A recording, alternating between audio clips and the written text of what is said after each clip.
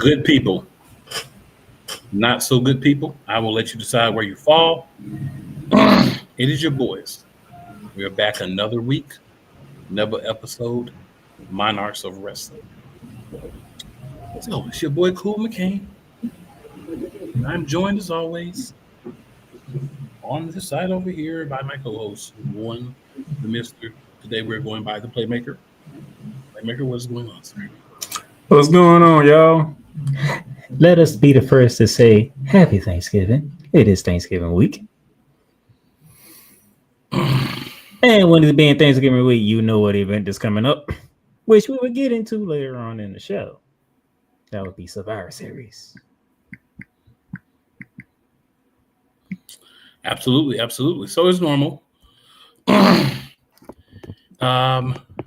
lot of things to discuss.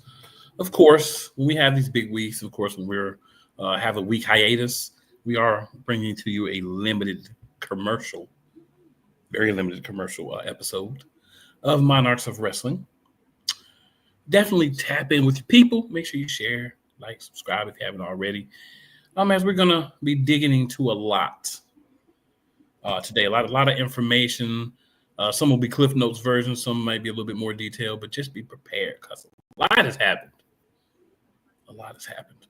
Playmaker, I know you like to flip it up a little bit, but how about we do the stat quo this week and start off with a little NXT talk, sir? Yeah, very quick right off the jump. The AAA mixed tag team champions of Chelsea Green and Ethan All Ego Page defeated Finn Hale and Joe Hendry to kick off NXT.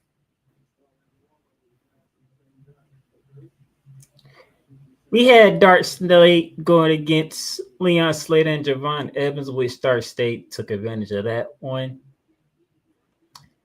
And then for the Women's North America Championship, Blake Monroe defended her title against Soruka. A returning Soruka, where Ava was concerned if she was really ready for this match, but since Soruka was so persistent, she gave her this match.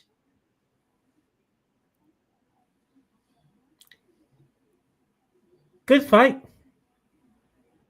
until the darkness of Blake Monroe came into play. And what I mean by darkness, she went for that injured knee, and she put that knee in a position to the point where some may not like it, some might understand.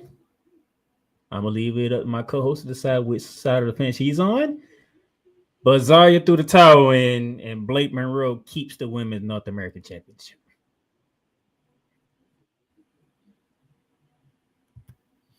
I'm gonna put it to you very simply. When you put yourself in an alliance with other people, when you allow other people to have certain capabilities in certain situations, out comes the outcome. If you stay a lone wolf, you don't have to worry about these things. Out comes the outcome.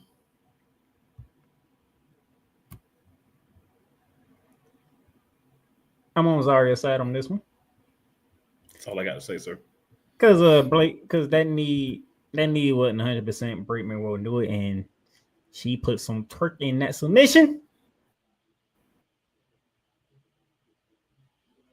I wouldn't be surprised if they come up with the storyline that says that Soruka re-injured that knee again. She did.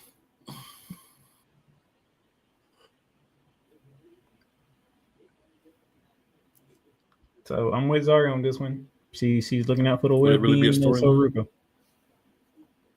Just saying.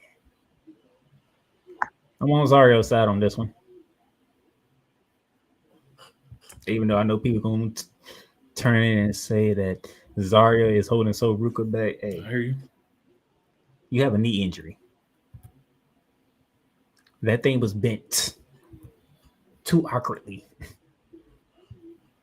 And as most wrestlers are, especially the baby faces, they are too stubborn to know their limits. So somebody had to step in and say, "Okay, enough's enough." Did someone have to step in, or did someone decide to step in? I think the proper words, whether you agree or not, is someone decided to step in. Somebody decided to look out for the health of another person. Quote unquote, to look out for the health of another person, because we can't judge the reason why she threw in the towel. And without knowing that, we can't say that it was necessarily to help her. Just saying. We got to have a devil's advocate around here. I know that. I know exactly what you're doing. Just saying. From my point of view, yeah, doubt. So Worker might have been on the show for an entire year. It won for Zarya. She still might be. Possibly. Well, speaking of being in a group and trusting other people with your trust. Yeah, that wasn't only just for that match. This was all inclusive. Oh no, that's why I set it up that way. The Women's North American Championship was on the line as JC Jane got her rematch against Tatum Paxley. Okay, I would say this. Most of it, I'll say about 90% of that match was whew. You didn't know which way this match was going in for 90% of that match. Made you think one point JC Jane was going to win, and the next point it made you think Tatum Paxley was going to retain. You was like, well, darn, these ladies they really making everybody feel some type of way in this match. This match was much better than the first one, by the way. Much better. And then the turn that everybody had been waiting for. But it wasn't just one person. The entire group turned.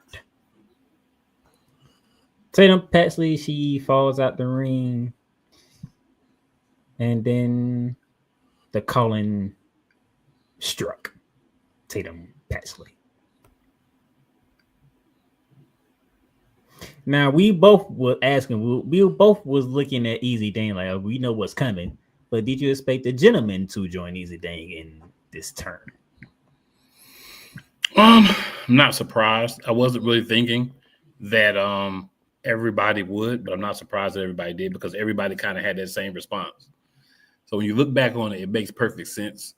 But at the time, you probably wouldn't have put that together because the focus was on the ladies.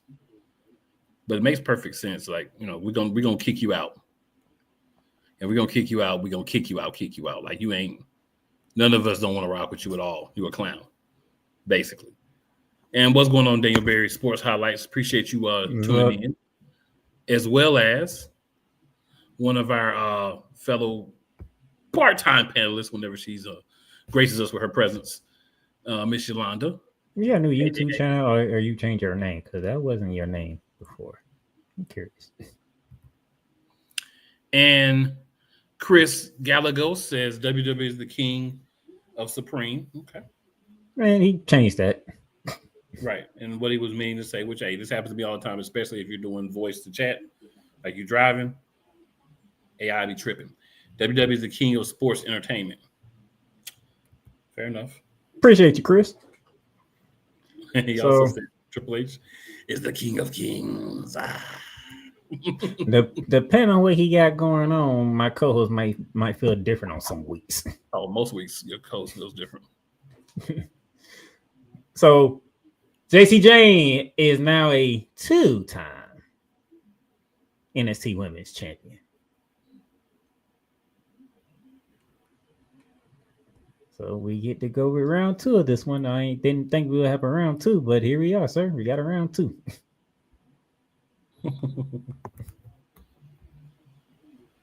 Chris also says AEW is low-hanging fruit and bullspit. When we get there, you can address that. I can make it real quick. Personally, There ain't been too many differences if you've really been watching between WWE and AEW lately.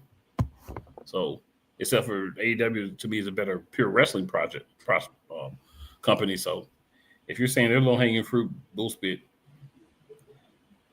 we can't act like the WWE's been doing great, and they haven't been selling out arenas either. Because there's been a lot of times where we've seen the footage where WWE's not pumping out like they say. They made sure they showed up Madison Square Garden. I knew that much. Well, I mean, it's Madison Square Garden. You can put a TNA in there and they sell out. In all fairness, they made sure they was on their A game on that one. I mean, you're gonna be on your A game on some spots. They probably even gave away some tickets to make sure everything was full. They don't tell us about it. We ain't even had a full Titantron at Madison Square Garden. I was like, oh yeah, they sold out for this one. Okay. I can always tell if WWE is on one or not by the way the entrance looks. If they cut the entrance in half, okay, they on one. It's gonna be one of them shows. Which I'll get into later. Yeah, we'll get to some AEW and WWE stuff.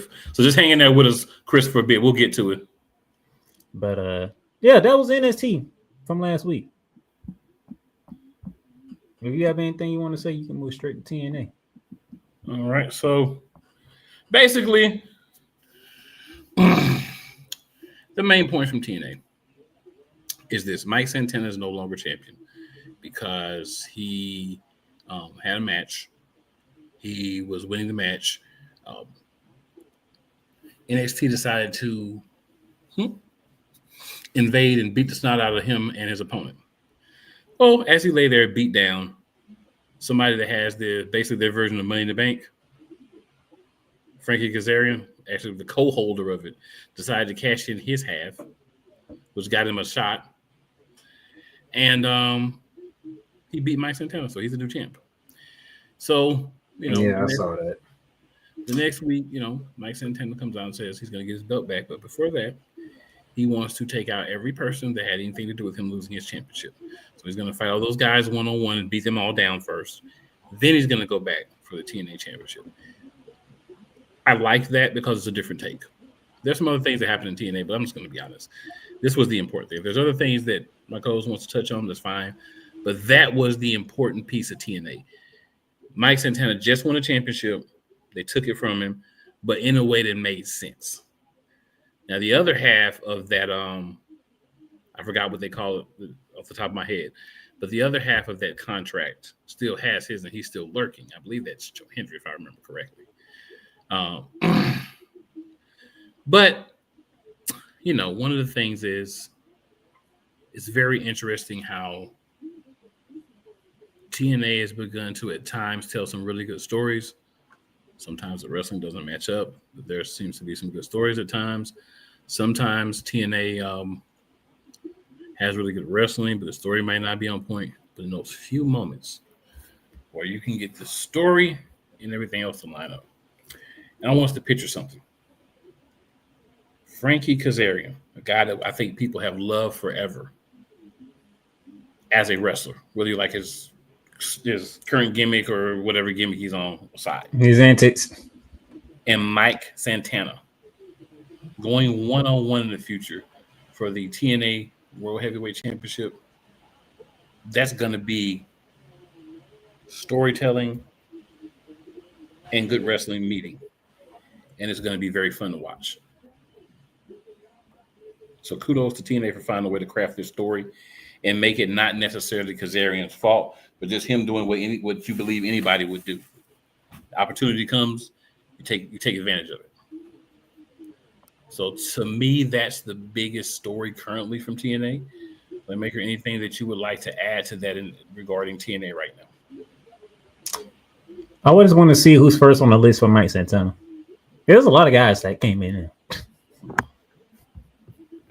I just want to know who's first on the docket.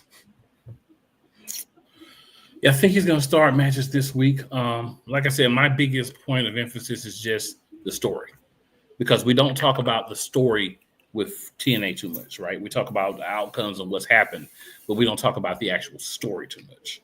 This is a chance for them to revitalize their ability to tell stories. I want people to make sure that they pay attention to that. And all these guys that Mike Santana are going to go through, they're just rooks. He's going to knock them all down. None of them are going to beat him. None of them are going to give him, I don't believe, too much of a challenge. But it's having a way to say, I'm going to be coming for the championship. But first, I have some other business to take care of. That's going to be multi-week, probably multi-month business. But when that's done, and we get to a big event at the end of the year or beginning of next year, I'll let you guys do the math. I think I'll be ready to get that rematch after I've handled my business. You feel me? Like I said, I just want to know where he's starting it and how the pecking order is going to go. That's all I want to know. Well, who's first on the docket? Pecking order, but I think this week he'll start having the one-on-one matches with those guys. But like I said, it should be a multi-month thing because there was a large group of guys that jumped them and beat the wheels off of them and caused them to lose his championship. So I think he'll be going after all those guys. Honestly, there's no real pecking order. They're all on the same level, disrespectfully. But they'll be helping him pick up some more wins on his way back to the championship to get some new momentum. Interesting. All right, man. I'm good. Yeah, we need some time for AEW, so, you know. So, speaking of limited commercial breaks, when I say limited, I'm not going to say we're not going to have any, but be many. So, this is your first limited commercial break, and then we'll be back right after this. Hey, Eagles fan. Join my man Cool McCain and a host of others as they break down every single game, every single week in an objective manner, and also from a fan's perspective as well. Remember, this cast feels just like you. Nobody likes you. And you don't care. Fly, Eagles, fly. Eagles Elite Podcast. Every Wednesday at 8:30 p.m. Eastern on YouTube and other podcast outlets. Rams fans all around the world. It's a beautiful thing to be a Rams fan right now. Stafford's back. We will see about Cup. And running back Kerryon Williams to return. Lend me your ears, or should I say lend Playmaker your ears, as he breaks down week by week everything in the Los Angeles Rams canon. Number 99, Aaron Donald. Can't wait for 2029 to come to know that you are going in the Hall of Fame, and it should be first ballot, no questions asked. Join the Playmaker as he breaks down everything Los Angeles Rams style in Ramily Talk on the Playmakers Blog Network YouTube channel and where you can find podcasts.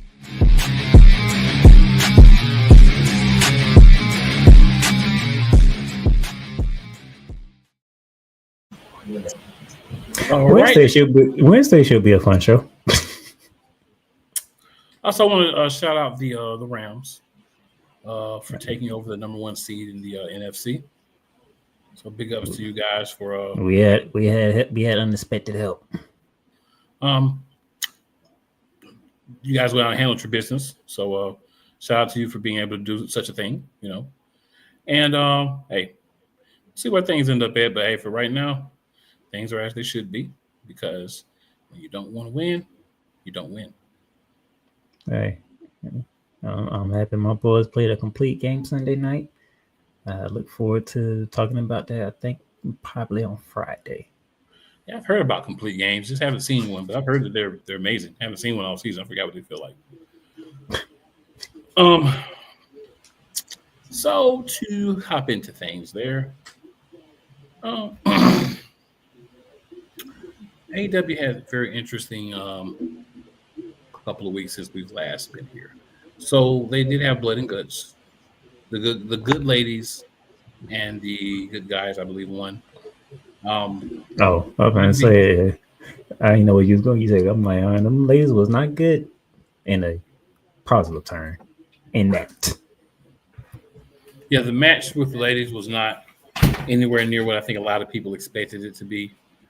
But there was the first female blood and guts match, so you have to understand the first time it's kind of hard to be really good because you don't have a president, you don't understand like how to book it or anything. So there was a lot of that. It was And, a lot of bloodshed for sure. Always a lot of blood. Yeah, always a lot of blood. Blood and guts match. They did do really well on the full on the blood part and the guts part, but actually having something that was meaningful, they didn't really do that. So that was that.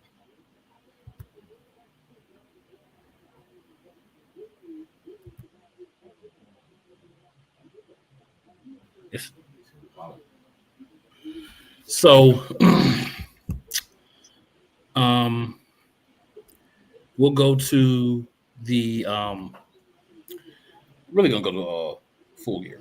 If that's okay with you. So I don't really care too much about Blood and Guts was okay. It wasn't like horrible, but it was a regular episode and some things happened, but not really to the level of Satisfaction for I you? feel like really need, yeah, or needing for us to really spend a lot of time on them.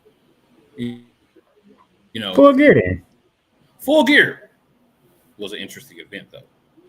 Those who know me know there's one person I hold in higher esteem, and we'll get to him because he was there. Sounds like we finally had a return. But before we get there, a lot of interesting things happen. Go ahead, sir. I said, "Oh, sound like somebody made a return." Somebody made a return.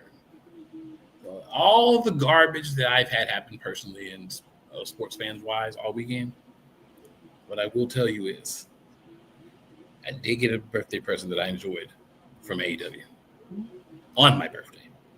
But that's neither here nor there. So my co-host likes to give me a hard time about going through some of the lesser matches. And what I'm going to say is today I'm going to agree with him. We're going to skip the crap. Okay. We're going to skip the matches. Matter of fact, how long was this pay-per-view? With the crap matches that no, let me not say that. With the poorly developed storyline matches, this is what I need to start saying.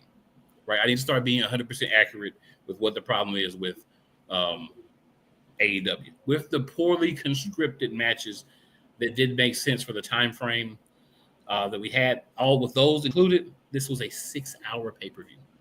6 hours. Jesus Christ. 6 hours? 6 hours, sir. On a Saturday? And not only that, one of the matches was so long that part of it was on the pre-show and part of it was on the regular show.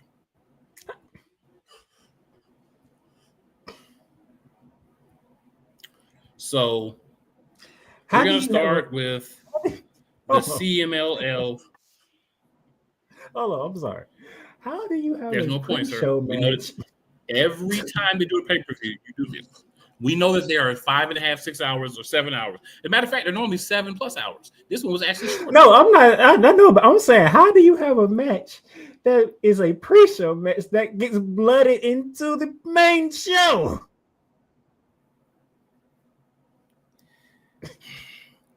If it can be done and it's outrageous, we know who's going to do it. And who is that, sir? Oh my, Tony Khan, yeah. AEW. AEW is going to find a way. Tony Khan, so on, man. CMLL World Trios match. Anytime that Tornado Powders is your favorite recreation event, when you're creating ideas for matches, this is what you get. World Trios Championships for CMLL. Mystico, Mascaro Dorado, and Neon defeated Kazuchika Okada, Konosuke Takeshita, and Hechicero. These are some tricky names, very much. So they started off the match without Okada, who decided he was going to come in late in the match. Not late into the match. Okada and Takeshita had some physical altercations in the match, and they ended up losing the match, of course, because of that. Then later in the show, Okada, Takeshita, and Fletcher all announced that they are going to be in the Continental Classic tournament. Okada is the Continental Classic champion, as one of the two belts that he has. And, I'm no. All three of them are going to be in the Continental Classic, and I'm stopping there. No. You would not get me with that crap tonight. So Pac from the Death Riders, because they now have all of their guys back, all 70 of them. It's like 2/3 of the rest. No, about half of the roster is Don Callis family. The next biggest group is the Death Riders, and then there's just a bunch of guys spread out in little iffy factions throughout. Oh, Lord. So Pac from the Death Riders defeated Darby Allin. He had second-degree burns from blood and guts, and he got handled. They let that crazy skinny use a flamethrower. They let him use one, and then it backfired. So things happen. You lucky. I can't say some words to you right now, Darby. You're lucky, because there's some words I want to use. They're not concerned with having a long career, and you know what words I want to use. Tony Storm and Mina Shirakawa defeated Willow Nightingale and Harley Cameron, Julia Hart and Sky Blue, and Megan Bain and Marina Shafir in a 4-way tag team match, with a stipulation that the winner gets to pick the stipulation for their the semifinals AEW Women's Tag Team Title Tournament match. So Tony Storm and Mina Shirakawa get to choose theirs, in their semifinals match. So not really that high of stakes, but a way to get a bunch of the better women on the card and shrink it from 8 hours to 6. Oh boy! Because correct me if I'm wrong, but I think the mystique of Tony Storm is starting to fade away. That's not. They're actually doing a wonderful job with Tony Storm. Tony Storm is being transitioned from having to be the champion to honestly going to be half of the first ever AEW Women's Tag Team Champions and help lift that and help usher in that division with a high-profile champion. And that is important when you're introducing new championships. There's one thing to introduce it. There's another thing to keep it interesting. Okay, so yeah. So I'm with you. I'm with you with the pick. I'm with you with the pick. I'm just saying, whenever they decided to take it off Tony Storm, where does that title go from there? Yeah, but that's the point of putting it on her, letting them have a nice long run, and building up some other tag teams, not just two chicks to get thrown together. Because we know the history between Tony Storm and Mina Shirakawa. Like, we know that they're friends. They almost act like they're in a relationship, right? So they're close. You could order right out my mouth. Tony Storm's team lost. Actually, I was wrong. Tony Storm's team lost because they beat. I remember now. They had Mina Shirakawa, and they were just beating her and abusing her. And they were like, "If you don't quit, we're gonna keep beating her." So Tony Storm quit. So the good ladies did not win. I apologize for that misslip of my tongue, good people. The bad ladies won because they beat the dog poop out of Mina Shirakawa, and Tony Storm gave up so that her good friend, nay possible lover, did not sustain more damage. So yeah, it's a good storyline that they can build from that. That's the way they should be going. If they don't go that way, I mean, Tony Khan does have a powder tornadoes, so you can never completely trust a guy that has powder tornadoes, but that's the way that makes sense. All right, then we will move on to the AEW World Tag Team Championship match. We had FTR defeat Brodito and win the titles. The sound of your voice doesn't say that it's very significant. There's not a lot of significance. FTR has been boring for a while. They haven't been built up. They're the right choice, to be honest, but the way they've been built up to this, it makes you not care. New champions should make you care at least when they win the belt. So I didn't care when FTR won at all. I was like, oh, okay, FTR won. I mean, it makes sense for numbers, eyes, and people to look at them, but I thought Brodito had a nice little run. Maybe they'll end up getting him back. People probably see that nobody cares about FTR anymore because they put him with Stokely Hathaway and they turned him into boring bad guys that are like quasi the same personality they had as good guys, which does nothing for fans. And it gives people that are not fans of AEW ammunition, like one of the ones we have in the chat. We'll get to it in a few minutes. AEW National Championship Casino Gauntlet match. First ever AEW National Champion was crowned. Not going to spend a lot of time on this. I'm just going to say, with the help of his two cronies. I was running. Ricochet. I was wondering how you were going to feel about this one. I said, when I saw it, I said, I wonder how Cool's going to feel about this. Yeah. He's the first winner. And I will say this. This is an excellent move by AEW. This is an excellent move. You put a championship on one of the most hated men in all of wrestling. And he ran his mouth and popped and had help from his friends and all that. But let me ask y'all a question and see what y'all think. Here was the list of people. You tell me somebody else who would have made a bigger headline winning this championship than Ricochet. The other competitors, my boys Bobby Lashley and Shelton Benjamin, Claudio Castagnoli, Daniel Garcia, Orange Cassidy, Wheeler Yuta, Kevin Knight, Roderick Strong, Mark Davis, Speedball Mike Bailey, and Daddy Magic. Yeah, my only other option would be Shelton Benjamin. But wouldn't that be a demotion for Shelton Benjamin? Because think about it, this belt is basically... Like, if you're saying outside of Ricochet, who else possibly is Shelton Benjamin? I mean, we're not going to use Bobby Lashley for it, obviously. You name about 5 people who would in the match. Well, you have to ask yourself when I say who else would make sense, I mean in the sense of who's a story. Shelton Benjamin wins is not a story. Right? There's no one else in this match who then winning it would have been a story. Besides Ricochet. Because you hate Ricochet. Nobody likes Ricochet but his babe. Nobody. The guys fighting with him, they don't like him. They just want to be on TV. Nobody likes Ricochet. And part of the reason people don't like he it is a because douche. Of the babe. Which is kind of interesting. I still like his personality. I still like his AEW personality. But nobody likes Ricochet. So having him be the first champion, instant heat on him. You're talking about it. Those other guys win. You mentioned it. The national championship is basically irrelevant in 2 months. But with Ricochet and his garbage personality and things, it's going to keep some relevancy to the championship. But we're going to be happy when somebody eventually takes the championship off him. So it makes sense. Every T you want to cross and every I you want to dot for a first champion, you're going to have a supreme baby face that everybody loves or a supreme heel that everybody hates. You didn't have a supreme baby face that everybody loves in this match besides maybe Bobby Lashley. But this would be a spit in the face of Bobby Lashley to make him the first international champion. Or whatever this belt's called. Who cares? Another championship. Like they get rid of one and they bring back another one. They'll get rid of another one and bring back 2 more. So, whatever.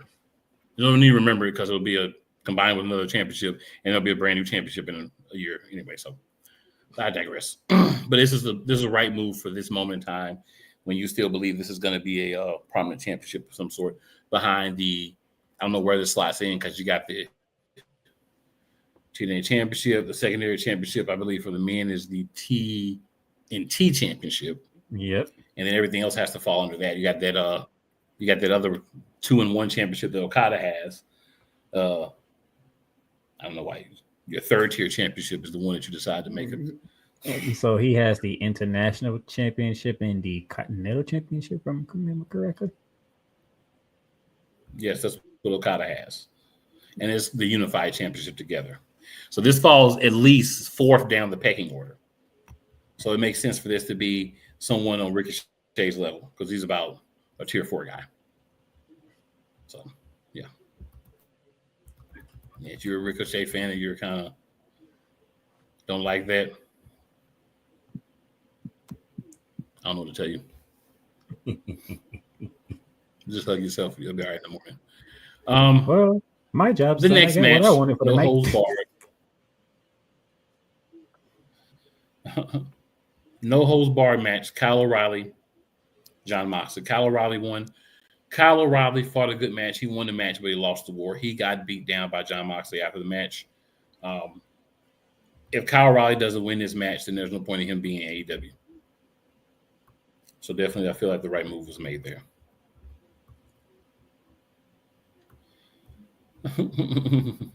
Then we had TNT Championship match. Speaking of the second tier championship, not the fourth tier championship. Third tier championship wasn't even defended on here. They was like, instead of doing that, we're just gonna have them in a 3-man CMLL trios match. That's how much they care about the third championship. You follow? That's when you happen. That's what happens when you have 50 billion championships.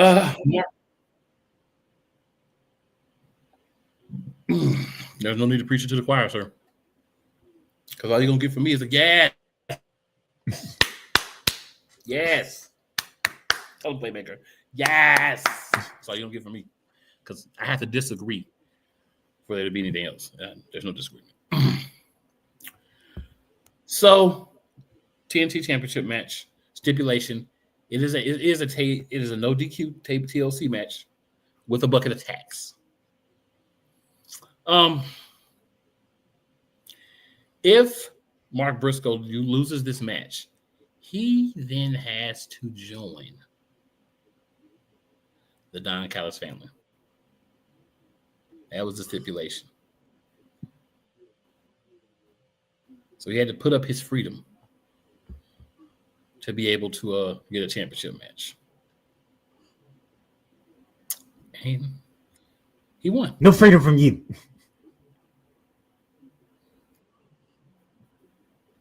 Hey, I'm not upset that he won. I think it was time. They did a real good package about family and everything for him. The package told you he was going to win if you watch that. But the important thing to me is he got that opportunity to really win. And I think one thing about it is you can't have him be like Ring of Honor champion and think that matters in this day and time. Let's be honest. Ring of Honor is a dead brand. Ring of Honor is a bunch of championships that they just basically took and moved to AEW. And they gave him a different show, a B show. And that's about what that is. I mean, it's no disrespect to the history of Ring of Honor, but what you are now is not what you were meant to be. It's not what you're destined to be. It's not the reason that you were brought into existence. And they did definitely defile Ring of Honor with what they did to Ring of Honor. I'm just going to say that.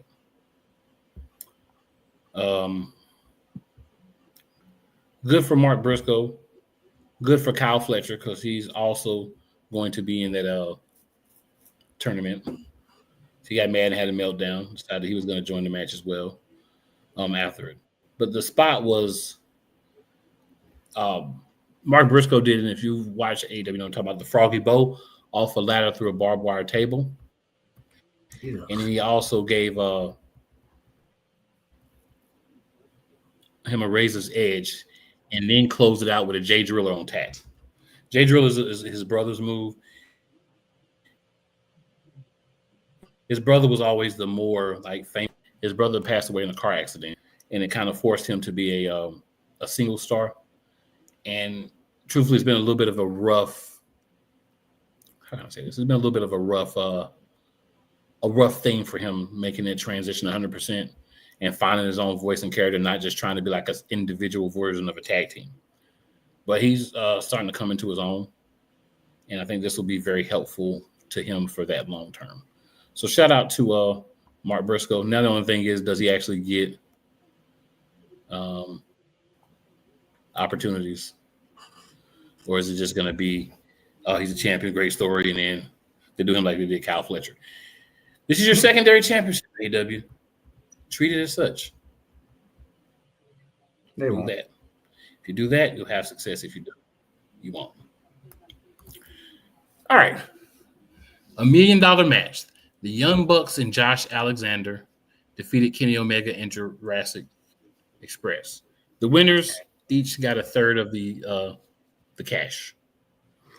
So you say $1 million, a third of that, we looking at already about $350. About Somewhere close to that. About 3.35. Actually, really about 3.33 each. But I digress. But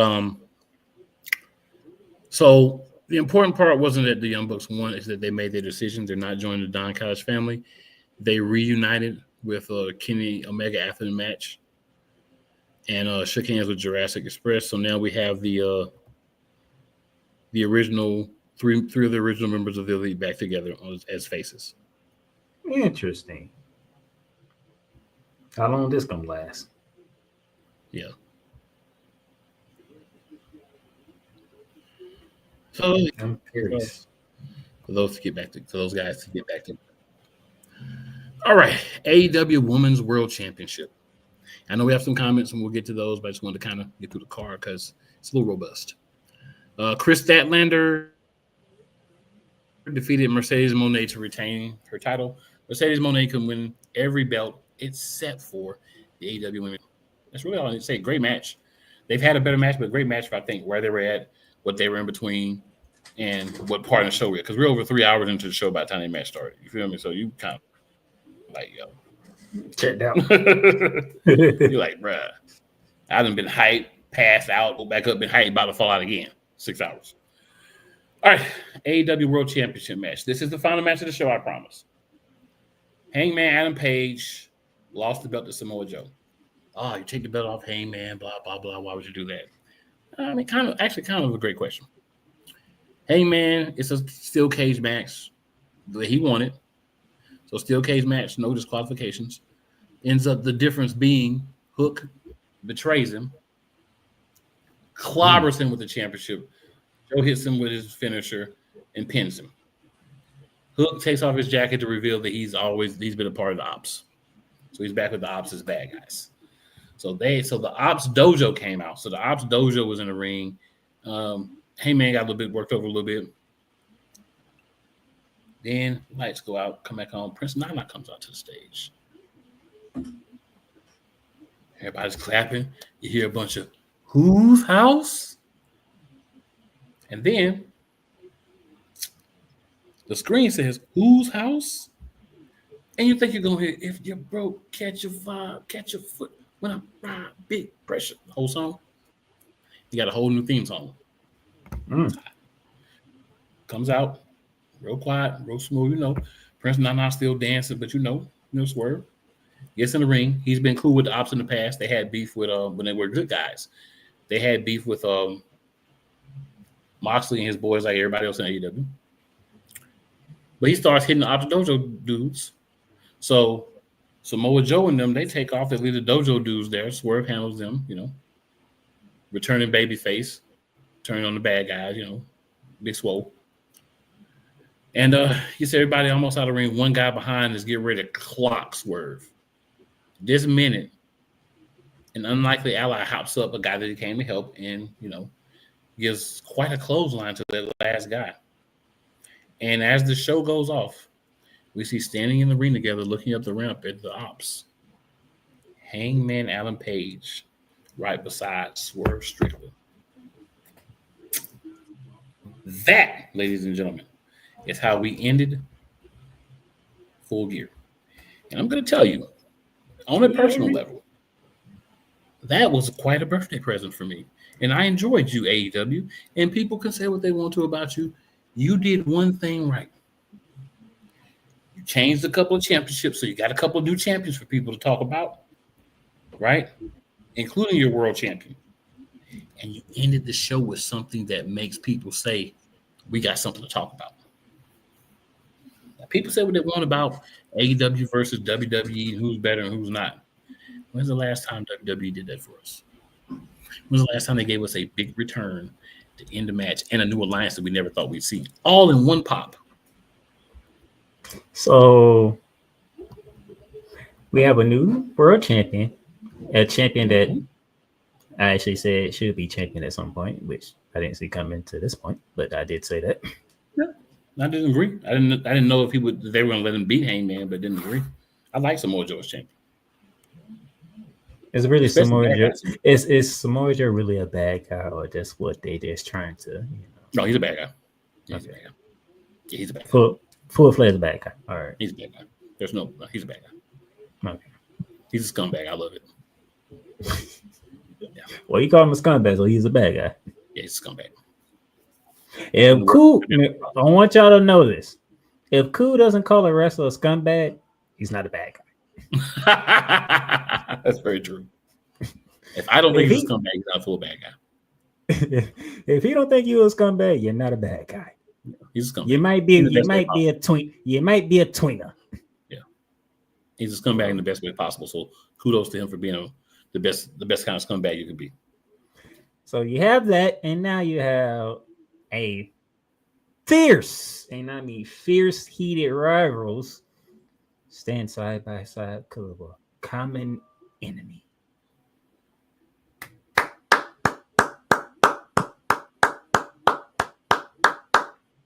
Now, Tony Khan, only thing you need to do is cut, I don't know, maybe 3.5 hours out the show, and you probably have a great show.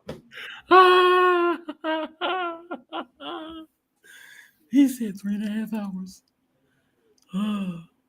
You edited it very well. You ended the show the best way possible. The problem is it took 6 damn hours to get there. It takes a long time to get there, brother. It takes a long time to get there. If you cut it in half, AEW could get some momentum going because it's like them 3 hours was worth it, especially because of the end. 6 hours. Only thing people remember what happened in the first half of the show. Bro, the match wasn't hot between Monet and Statlander, but that's because placement. You know what I'm saying? Not that they weren't doing a good job placement. Like you said, your women's championship match was at the halfway point of the show. Like, you can't have that. You can't have that. Agreed.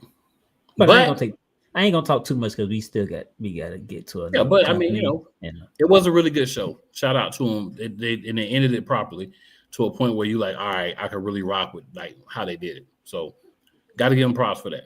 Like we talk a lot about how this is that and whatever, but that was was supposed to be. And they did a good job. So, got to give them props for that. So that, we talk about how we're going to be limited commercials. We were limited to 2 commercials today. It's time to talk WWE.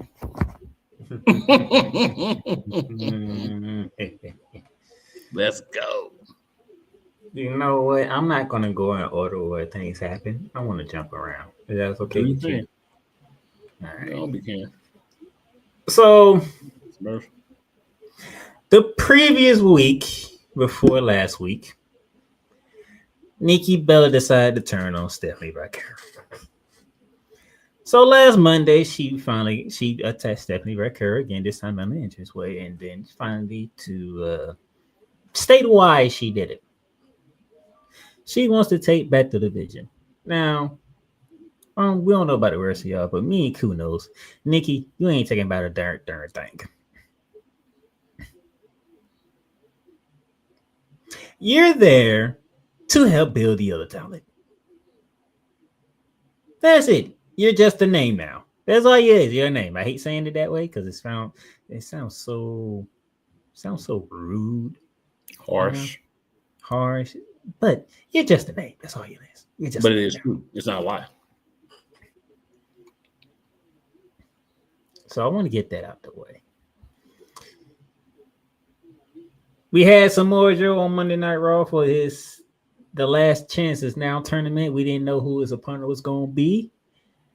And then all of a sudden you hear, I'm here to show the world. I'm here to show the world. Bring it on. Whoa, my guys. Dolph Ziggler is here. Now this is interesting. And things were exactly what they seemed.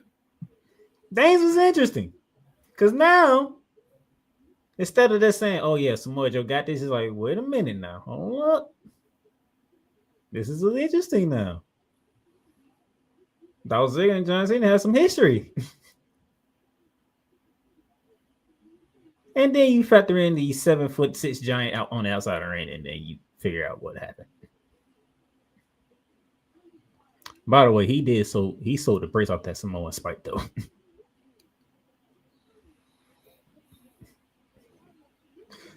One day, Dolph Ziggler, aka Nick Nemeth, can do, he can sell his behind off. Agreed. And I love and props to Solo Sikoa. He's getting better too, because he sold the fact that he was in a fight and he didn't appreciate being in a fight.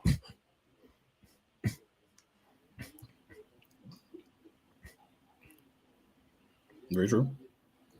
Very true. So kudos to those. Now, this is where things get a little interesting in some ways for my co-host, because the participants in this one, and the other case of how this whole segment went about. Alexa Bliss comes out. She calls out her friend Charlotte Flair because of what happened on the previous SmackDown, where Charlotte was like, "I can't do this because it's Rhea Ripley. I don't trust you. You don't trust me. I can't do it." And she walked out. Alexa calls out Charlotte. Because pretty much how you just going to leave me up hanging. I don't care about what you and Rhea got going on. You can't leave me hanging. In doing so, the Kabuki Warriors, the new women's tag team champion, and the team of Nia Jax and Last Legend, who helped the Kabuki Warriors get them tag team titles off of Alexa Bliss and Charlotte Flair, surrounded the ring and ready to pounce on one Alexa Bliss until Rhea Ripley and Io Sky came about. But it's 4-on-3, so you figure out who was winning the exchange. If you need some help, the 4. They got the upper hand and pretty much beating the brakes off of Alexa Bliss. Charlotte came back to save her friend. This is where it gets interesting.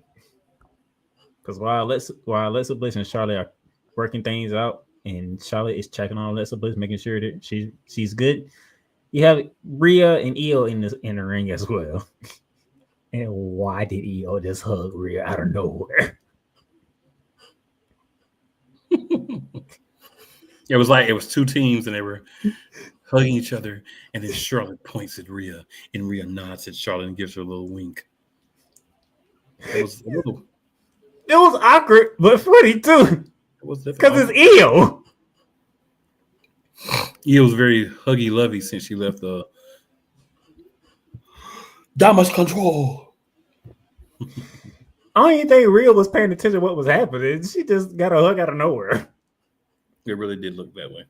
It really did. We couldn't help but laugh. It was like, really, Io? So I'm guessing Io's really getting into this character. I'm like, really, Io? Like, what is this? You hug your friend, I hug my friend? Yep. It's my best friend. I hug my best friend. My best friend, my best friend, my best friend, my best friend.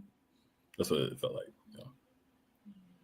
Yeah. Like, interesting way to end the segment, but hey, sometimes making people laugh works.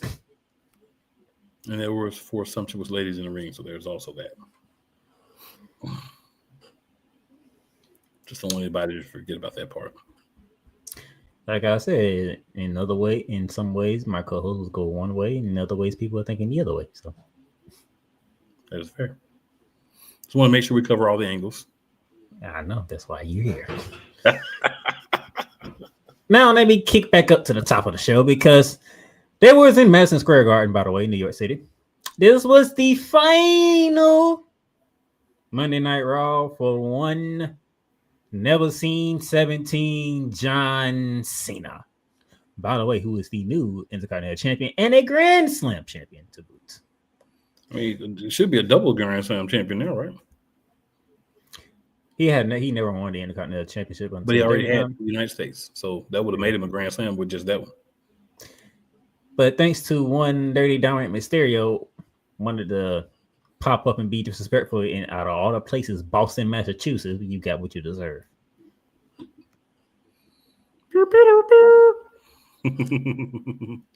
And John Cena was trying to help the guy too.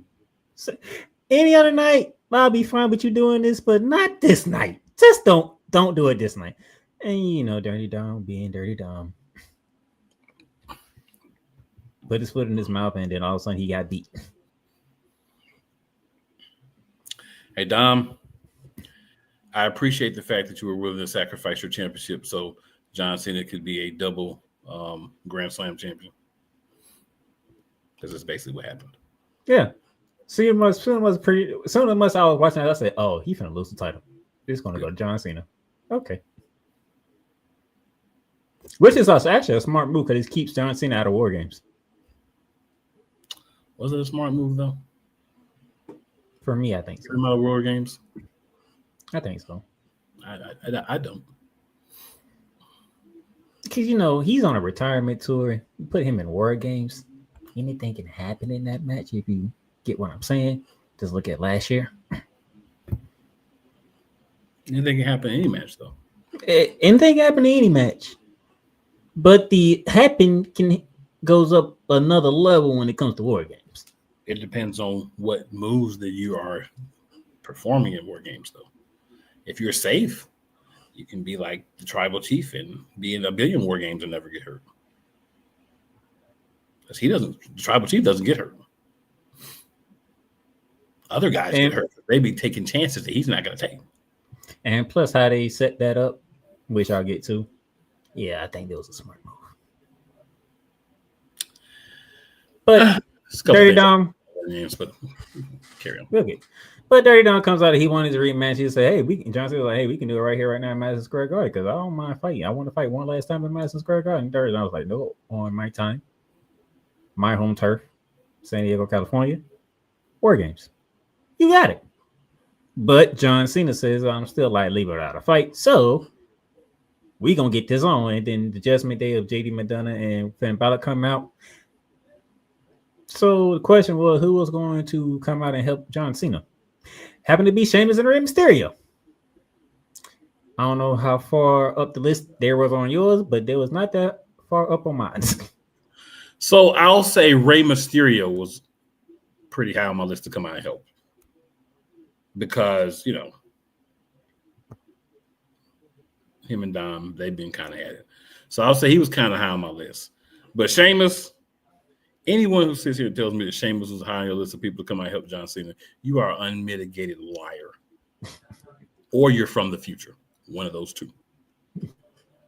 And we know the latter's impossible, so... You're a liar. Just want to throw that out there. Make sure we clarify that part. Just saying. I was like, Ray gonna probably come out because him and Don got beef anyway. You know what I'm saying? So they're gonna find a way to probably get Rey Mysterio out there. But when I see Sheamus run out there, I was like, why the fuck is Sheamus out there? Like for real, why is Sheamus out there? But hey. I will say Sheamus, Cena, and Mysterio got the win of the Judgment Day, and I like how they did that match. That was a great way to kick off Monday Night Raw. I'm not gonna lie. All three men did the 10 beats out of battering on the Judgment Day. That was interesting. Sheamus paid nod to John Cena by switching roles with John Cena, so all three can do the 5-knuckle shuffle to the Judgment Day. So hey, okay, that's nice. I'm liking this. This is good way to kick off Monday Night Raw. I don't know how you feel about it. I thought it was a good way to kick off Monday Night Raw. It was fine. I wasn't excited, but I didn't hate it either. It was fine. Now let's get to the surprise of the week. Women's Intercontinental Championship. Becky Lynch defending against Maxine Dupree. Now going in here, if y'all want to be completely honest, I think most people gave Maxine Dupree probably a 15% to win this match. You're being nice when you say 15%. Okay, 5%. He called my bluff. Being nice. Okay. 5% chance to win this match. But something had, so I said, all right, either Maxine finna get this behind whoop throughout Madison Square Garden, or it's only one person that can help Maxine win this match. Agreed. If one person come out, Maxine's winning this match. And that person came out. That person came out. Oh boy. Let's light it up. AJ Lee came Once back. I heard, let's light it up. I'm like, well, new women's. I said, oh, I dropped my phone out. I literally dropped my phone and walked in the kitchen. I was like, see, that's what I was looking for right there. Yeah, as soon as I heard, let's light it up, I'm like, yeah, we know who wins this match. We are. It was clear, 100%. Match over. Stick a fork in her, she's done. And sure enough, AJ Lee comes out, distract Becky Lynch, and Maxine takes advantage. And your new Women's Intercontinental Champion, Maxine Dupree. Now, Maxine, I hope you're ready for this task at hand. Because it's up to you now to make sure that Women's Intercontinental Championship still has some prestige to it. So, I don't know if y'all seen the meme, but they had a meme of her and her brother, Max Dupree, a.k.a. LA Knight. Talking about first brother and sister duo to win Intercontinental Championships. Hey. Shout out to him. Yeah. That was hilarious. The match that, how can I put this? I was looking forward to it, but not at the same time.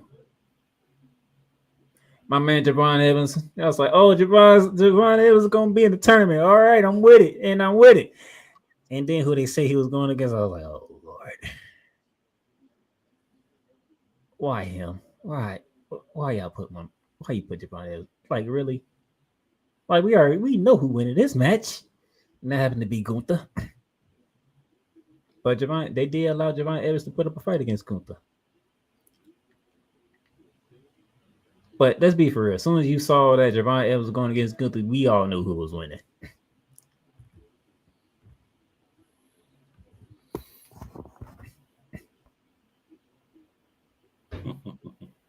No, I was a little disappointed with that. I wasn't disappointed in the match. I was disappointed in the fact that I already knew who was winning. I'm like, dang. Gunther ain't losing in his return. That man was gone for like 3 months. Right. Yeah, I mean, it was clear the whole time. It was. When At least when announcement, we already knew. At least when you did Solo Sikoa, you ain't make it. You made us think, okay, whoever Solo should win this match. But then when you sign out Dolph Ziggler's like, oh, wait a minute, hold up now. They brought Dolph Ziggler back. What we got going on here? And then Solo ended up winning. So he's like, oh, okay, kind of figured Solo will win, but you never know when they do comebacks like that. They did the same thing with Zack Ryder. Who Zack Ryder went against? LA Knight. Mm-hmm. On SmackDown, and LA Knight won, thankfully. Whoa. Thankfully, but hey. And then we want to talk about how endings. You talking about how good the ending was with Full Gear for AEW.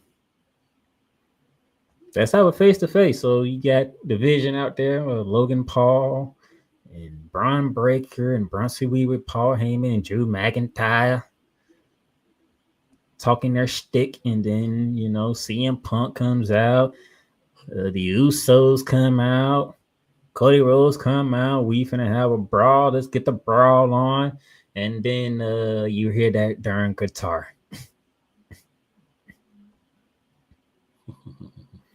And the look on CM Punk's face says, "I'm finna die tonight." I I actually like what they did on this one. You know how I feel about Cody Rhodes being on Raw, but I actually like this because they ain't come up with their belts. They belts are somewhere else. I'm like, oh, they ain't bringing the belts today. Oh, that means we fighting. We ain't changing no words. We fighting. You don't see no belts. You don't see us in no suits. We coming to fight. No smiles, no kissing, no babies. We came to throw these hands.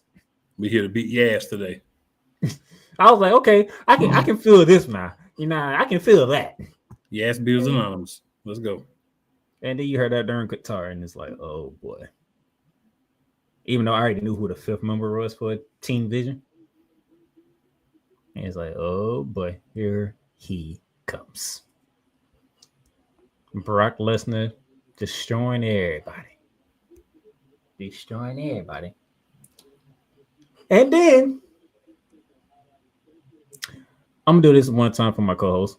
Paul tried to fool everybody. Want to throw the credits up there. Like the show is finna end. Where Brock Lesnar in the ring smiling because he destroyed Team Punk. Or 4/5 of Team Punk. But we were waiting for one music to hit. We were just waiting for one music to hit. And then you heard the drums.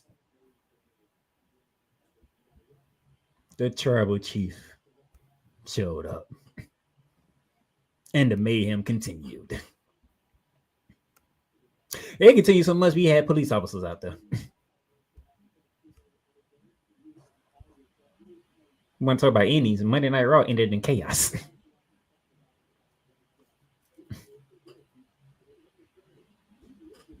Did you enjoy that ending? To an extent, but my problem again, we talk about elevating talent. And then everything we do is the same guys on top. It's not a way that you elevate talent. Roman Reigns shows up when he wants to. You can feel how you feel about that, but he shows up when he wants to. So why don't we have guys that are there or guys that are returning from injury that are going to be there full time being part of this highlighted match instead of the bloodline, but we just swapped out Cody Rhodes. The last Survivor Series match, we just swapped out Cody Rhodes for Sami Zayn. That doesn't further building up other guys.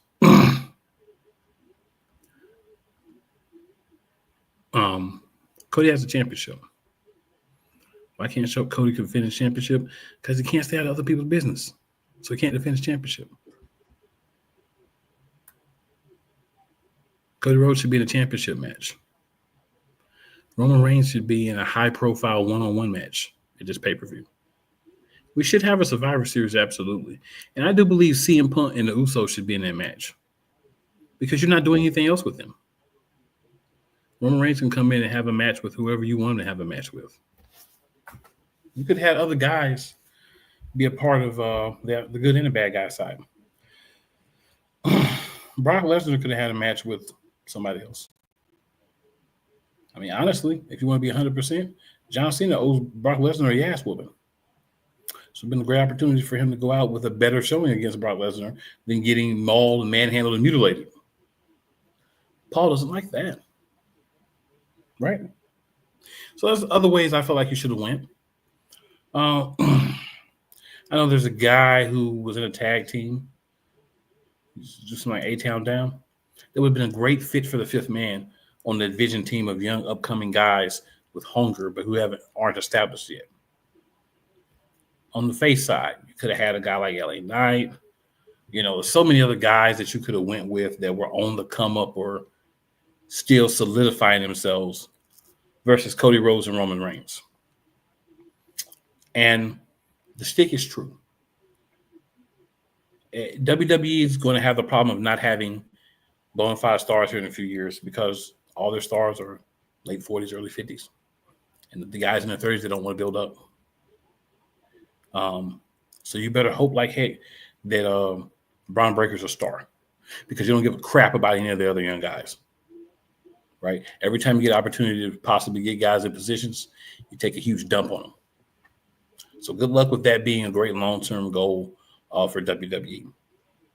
But you might want to start at some point saying, we've got these high-profile matches. Maybe we need to start putting guys to build up in these matches and not just the same old guys all the time. Just some thoughts from a guy who's been watching wrestling since he was like 3 or 4 years old with his dad. Just saying.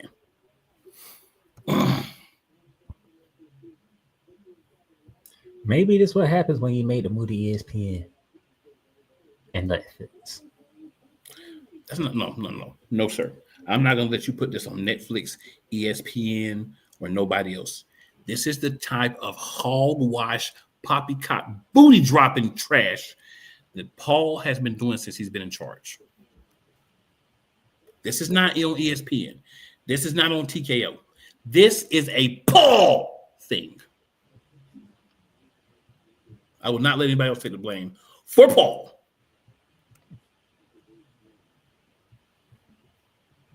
Who said I was blaming ESPN and Netflix?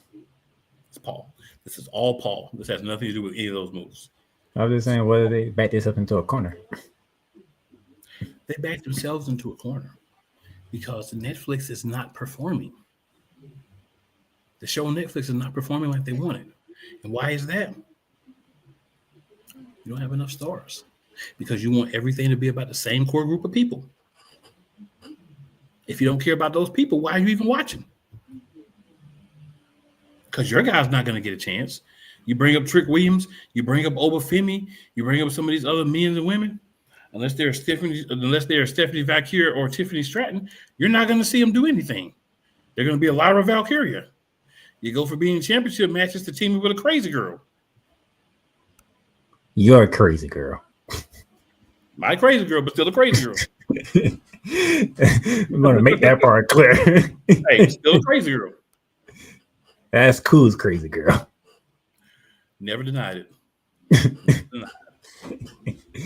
Quickly on SmackDown, JD McDonough answered the call for the Open US Challenge against Ilya Dragunov. Banger of a match. Dragunov retains. Carmelo Hayes upset Bronson Reed thanks to Cody Rhodes in the Last Chance Is Now tournament. DIY got a dub over Fat Sim, and Penta defeated Finn Balor in the Last Chance Is Now tournament. That's pretty much what you got out of SmackDown. So that brings us to the festival that is known as Survivor Series. All right, sir. We got 2 Survivor Series matches. We're going to start off with the ladies. I have a feeling the ladies going first.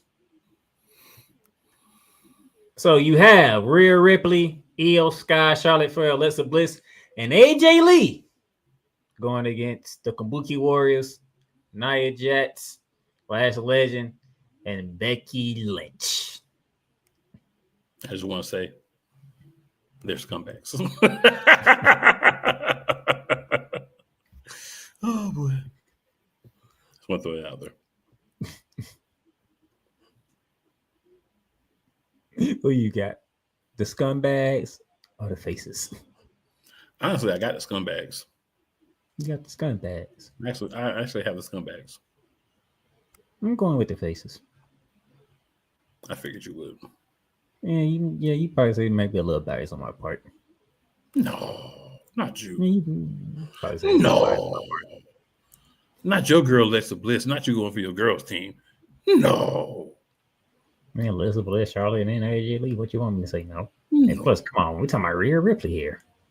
Yeah. What? Matter of fact, when do I ever go against Mommy? Which is surprising that you're going against Mommy. Now that I think about it, I'm surprised you're going against Mommy because you don't go against Mommy like that. I'm not often. But you're doing it here. I'm doing it here. Intercontinental Championship match. Dirty Dom gets his rematch against John Cena. Because after this, we won't see John Cena until Saturday night's main event. So I'm guessing. I think John Cena retains, and that title gets put on the line in his final match, and whoever he goes against wins the Intercontinental Championship in DC. I hate when I have to do this. So I have two different picks, whether the belt comes off him or not. So the question is, was him winning the championship just to get him, the double Grand Slam? Because they kind of act as Grand Slam, it's really a double Grand Slam. Because the Grand Slam is winning 4 belts, like 4 different belts. He's already done it. This makes 8 belts. It's a double Grand Slam. So, but that's a digression. If they want to course correct Dirty Dom and give him back the belt, get more attention in Judgment Day, he's going to get the belt back. If they want to continue to build whoever wins the John Cena Open Invitational for his last match, and it's a young guy, then they'll win it off of him in the last match. So it depends on if they want to course correct with Dirty Dom, and if a young guy wins. If a young guy wins the tournament, or that's who they have planned, then I think John Cena is going to keep the belt and drop it. If it's going to be whoever, and they just want to get the belt back on Don, they just wanted John to have it so he could complete the 8 belt domination, then it'll go that way. I'm going to guess they don't care about course correcting Dirty Dom, and they're going to put a young guy in that match against John Cena and have the belt on the line. A young guy or Sheamus. Because my thing is, I think John Cena is going to do the job in his final match. I'm thinking that depending on who it's going to be. I think he's going to do the job either way, but the significance of the Intercontinental Championship being on the line depends on who he's going against. And if you want to know who I'm thinking it is, let's look at my sister's comment. That's all you got to do.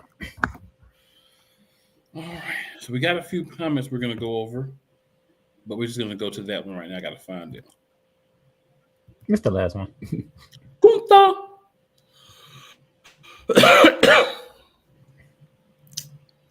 Got a comment for you, Playmaker. Barry Neal says, "Who is the main fight tonight?" If they going away, I think they're going. We're gonna find out who on Team Vision will be in the match, and who from CM Punk team will be in that match, because they have to find out which team is gonna get the advantage for War Games. So I'm thinking that's the main event tonight, but we don't know. That's the main one.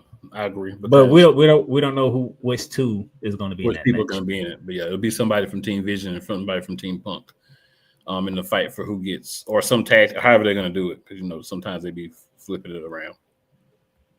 But they have to establish that tonight, because you got to have that as a talking point for Friday night. Yep. Good answer, sir. Good answer. Do you want to go to the comments before we finish, or finish and then go to the comments? I'm ready to finish. Women's World Championship, Stephanie Victoria defends against Nikki Bella. I'm gonna see for the both of us. La Primera. Okay. Heck yeah. La Primera. Nikki is just a name. That's all you is. Which brings us to the men's War Games match. Now, this is the type of pay-per-view PLE that I don't mind it for matches, because you got 2 War Games, and we know those gonna take time, a lot of time. I don't ever like 4 match pay-per-views, so doesn't matter if you got 3. Doesn't matter if 3 of them were War Games matches. 4 matches is not enough. Carry on. Team Vision consisted of the Braun Breaker and Bronson Reed, Logan Paul, Drew McIntyre, and Brock Lesnar. Going against CM Punk, the World Heavyweight Champion, the WWE Undisputed Champion, Cody Rhodes, the Usos, and the Tribal Chief, Roman Reigns.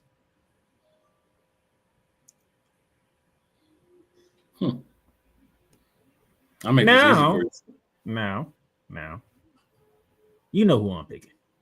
But I want to go to the point that you said earlier, sir. If they want to build new stars, correct? Mm-hmm. We know what team should win. But, like you said, what Paul and what they've been doing lately makes me want to go Team Punk. So you have Cody Runnels, Joe Fatu, and Phil Brooks all the same team. With, Joe Anoa'i, with Rikishi's two boys, who Rikishi will kill you if they don't win matches. Against three semi-established guys. The big ticket Brock Lesnar, right? And then Psycho Drew. So two established guys and three kind of up-and-coming guys. If you're not picking the face team in this, you're not paying attention to anything that Paul has been feeding you for the past 3 years. It will be Team Punk. You could have at least one more match if you were to just cut 5 minutes, not even 5 minutes, cut 2 minutes, cut 2.5 minutes off all 4 of these matches that are already there, and you can have another match easy. They're not going to do that. They're going to give you Spotomania for 5 minutes each match that you didn't really need. There you go. So if I'm thinking correctly, I think we only disagree on one match, and that's the Women's War Games. Yep. All right, sir, take us on. All right, so we've got some comments here. You know, we like to get to the comments. But, you know, today we had a lot to say, a lot to talk about. So we kind of decided we're going to slide them in at the end here. So let's go back up to Chris, because Chris has a lot of rough statements here. A lot. Yeah, so we're gonna give him an opportunity to, you know, we don't have to agree with you for you to have the opportunity for your comments to be seen. So we'll start with your question to Yolanda. Yolanda says, I don't know why my name's like this. YouTube be tripping. Chris says, AEW is low-hanging fruit in BS. I've kind of given my opinion on that.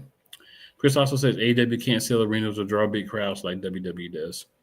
They have events where they draw big crowds. They have events where they don't. I think the thing about it is it's presented like these companies are selling out arenas a lot, when I don't truly think they're selling out as many arenas as we believe. They use good camera angles. But if you're WWE and you're not outselling AEW, then you shouldn't be in business. Right? The head start that WWE has on AEW. Right? The name brand recognition, the 2 to 3 generations of people that grew up watching it. If you can't outsell AEW, you shouldn't be in business. Everyone should be fired and the company should just be dismantled. Like, seriously. It's not a real competition because you got one brand that's generations in and one that you're just starting to be around long enough for, you know, kids that may have watched it when they were 2 or 3 to actually be able to know what's going on now.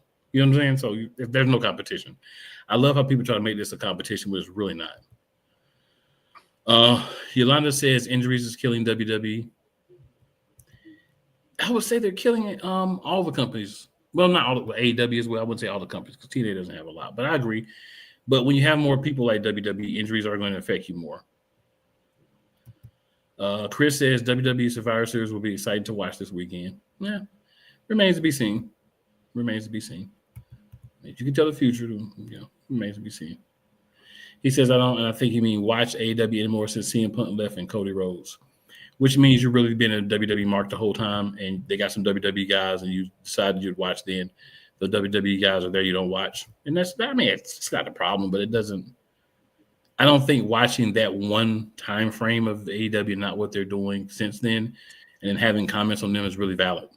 Yeah, you watched that one time period. Yeah. Come on, man. Yeah. I watched the first 3-4 years of it. Yeah, and that's when we had the Elite going against the Inner Circle. Like you had Maxwell Jacob Freeman being a scumbag and fresh to the wrestling mainstream. You were thinking Rolo might be the next big thing for the AEW side. I can keep going, but I'm gonna stop right there. And then Chris says, I don't want to be critical, but I'm thinking more old school wrestling. Well, honestly, if you're more old school wrestling, you're getting more wrestling, old school wrestling from AEW. than you are WWE. Because It's like AEW actually AEW will give you the wrestling matches that you look for. Yeah. They just suck at storytelling. Yeah, so it's like you want to find reasons to be against AEW, but half of the reasons that you're saying is being against AEW are actually things that AEW are better at. And the crazy thing is, Cool will tell you, I'm a WWE guy. Yeah. But I know what AEW is. Yeah. AEW is that show where hardcore wrestling fans love to see 5-star matches forever. Except for Chris. I'm a guy who likes substance to go with the action. What's the drama behind the action? Why did we get to this point here to where we need to go to this level of violence? That's just me. Chris Yana says I didn't know he was champion in the first place. Yep. I think she's talking about Ricochet. Yes. No, not Ricochet. Well, he was. No. Because when she came in, we was talking TNA. So I think she was talking about either Mike Santana or Frankie Kazarian. Probably Frankie Kazarian because he won the belt in that bootleg way here. Chris says I used to watch AEW with CM Punk and Cody Rhodes when it started, but now it's gotten crappy. CM Punk wasn't there when it started, but that's a different story. But CM Punk wasn't really there when Cody Rhodes was there. No, he wasn't. That's a different story. Chris says TNA should be number 2, not AEW. I mean, clearly, you would be happy if Backyard Wrestling was number 2 and not AEW. I get it, man. Not an AEW fan. You don't have valid reasons, but you don't like them. You just don't like them. That's okay. But you don't have valid reasons. Chris also says, I'd rather have one promotion, WWE, TNA, NXT, and Lucha Libre AAA as one, not AEW. That would be the suckiest thing, and I would quit watching wrestling if that were to happen. And for you to suggest that is appalling to me. So if you're going to take everything and put it under the control of WWE, it's all going to be crap. Because WWE, when they don't have any competition, they dump in the toilet, pick it up, and make it a storyline. So if that's what you like, sir, count me out. Chris says, I don't want AEW to succeed. It doesn't deserve it. Well, lucky for AEW, they don't care what you think. There's something going on between Chris and AEW because it must be. There got to be something. What does something? Maybe apply for a job, and they didn't call it back. Did they do something to you? Because I mean, the only problem that me and my co-host has with AEW, and he watches it more than me, is the fact that Tony Khan likes to do what does he like to do? Tornado powder sessions. That's it. Yeah, that's the problem. But hey, this guy clearly hates everything to do with AEW, and it's deep-rooted hate. He says New Japan Pro Wrestling should dump AEW because AEW is not helping New Japan Pro Wrestling, I guess, at all. That's actually not true. They're introducing them to an audience who wouldn't even know who any of those people were without them. But that's probably the only thing they're doing, though. But yeah, again, not understanding. Just I hate AEW, so I'm just going to say all this vitriol of hate towards AEW, even though it's not even accurate information, half of it. Chris also says, I'm not happy with AEW and its presentation with New Japan Pro Wrestling at all. It hasn't been presented too well at all. I mean, it's better than what WWE does. You show up for a show and you have guys from NXT winning the AAA championships. You don't have Ring of Honor guys winning championships in New Japan Pro Wrestling. We don't take the B show or C show and have those guys win championships from other promotions. So, again, what you're saying just doesn't happen. To each his own. Yeah. John says, hi. What's going on, John? Thanks for tuning in. Chris then goes on to say WWE would give New Japan Pro Wrestling financial freedom and take New Japan Pro Wrestling to places they have never been before than with AEW is doing. Yeah, just like they're doing with AAA. AAA is so much better now. Half their champions being in WWE. Guys that can't even hold the jock strap of the WWE champions, the AAA mega champion. But yeah, they're just making AAA so much better and everything after buying them. Chris says AW. Oh, my bad. My thing flashed out on me for a second. Chris says AW is making New Japan Pro Wrestling a laughing stock. He doesn't watch New Japan. That's one of the things I've learned from what he's saying. Hey, if WWE, New Japan Pro Wrestling started a partnership, you would like to see champions of New Japan Wrestling at WrestleMania next year. You're not going to see AAA champions at WrestleMania next year, sir. And they're not going to start a partnership because they're not going to go with the same company that's doing AAA. Chris also says New Japan Pro Wrestling champions at WrestleMania would be an all-star extravaganza at WrestleMania. No, it If won't. you don't watch, it wouldn't be. No, it won't. Especially not in Vegas. Chris says AEW is not helping New Japan Pro Wrestling. It's killing New Japan Pro Wrestling. I have to admit, Chris will give you those same 5 things in 10 different ways. He's thinking about it 5 things. You want to go through them. New Japan Pro Wrestling partnership would be better than with AEW. Sky Blue was bleeding like a disgusting pig. And smiling about it, too. She had a big grin on her face, too. He also says AEW has to tone it down with blood. He says AEW is... They let a guy use a flamethrower. What you think they're going to turn it down anytime soon? Right. Yolanda says AEW has done this before. I guess he was talking about me going off about the whole pre-match going into the main card. Yeah, that was that time frame. Vicalaw is in the building. Vlock says what's going on in the Square Circle Kings. Playmaker and the most elite of Eagles, Cool Breeze McCain. What is up, Vicalaw? Thank you for tuning in. Yolanda says, oh, wow, AEW. And the indie of AEW, yeah. And then she says, love me some Swerve. Swerve is my guy. He the wrestler, I think she was saying. She also says, and being fine as all too while doing it.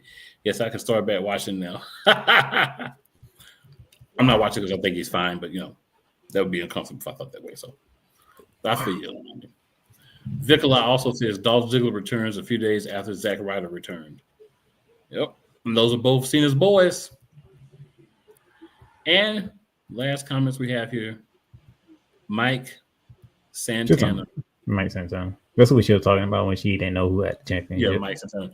This guy is crying too much about AEW. Move on, my guy, and just watch the WWE. The whole purpose of me reading through those was because I wanted people to understand this guy has really 5 gripes and 3.5 of them are incorrect. But this is a place where we say, hey, come here, let's interact, get your feelings out.